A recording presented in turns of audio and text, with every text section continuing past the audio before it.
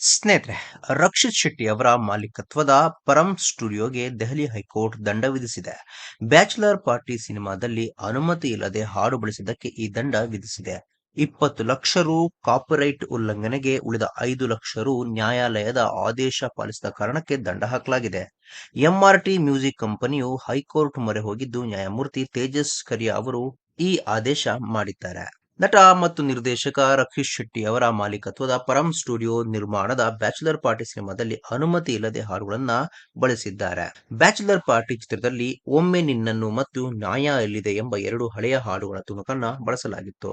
ಈ ಹಾಡುಗಳ ಹಕ್ಕನ್ನು ಹೊಂದಿರುವ ಎಂಆರ್ಟಿ ಮ್ಯೂಸಿಕ್ ತಮ್ಮ ಅನುಮತಿ ಪಡೆಯದೆ ಇವುಗಳನ್ನು ಬಳಸಲಾಗಿದೆ ಎಂದು ನ್ಯಾಯಾಲಯದ ಮೆಟ್ಟಿಲೇರಿತ್ತು.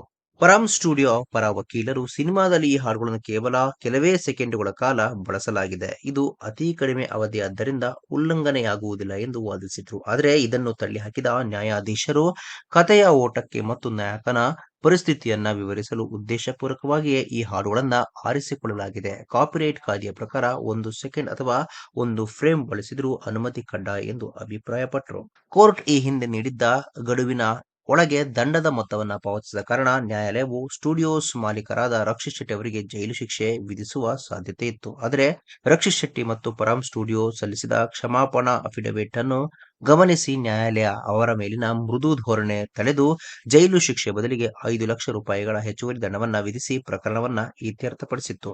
ಈ ಆದೇಶದ ಅನ್ವಯ ಈಗಾಗಲೇ ಠೇವಣಿ ಮಾಡಲಾಗಿರುವ 20 ಲಕ್ಷ ರೂಪಾಯಿಗಳನ್ನ ಎಂಆರ್ಟಿ ಮ್ಯೂಸಿಕ್ಗೆ ಬಿಡುಗಡೆ ಮಾಡಲು ಮತ್ತು ಹೆಚ್ಚುವರಿ 5 ಲಕ್ಷ ರೂಪಾಯಿಗಳನ್ನ 2 ವಾರದೊಳಗೆ ಪಾವತಿಸಲು ನ್ಯಾಯಾಲಯ ಸೂಚಿಸಿದೆ.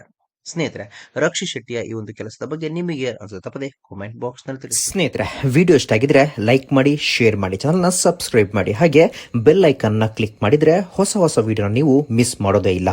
ಮುಂದಿನ ವಿಡಿಯೋದಲ್ಲಿ ಭೇಟಿಯಾಗೋಣ. ಧನ್ಯವಾದಗಳು.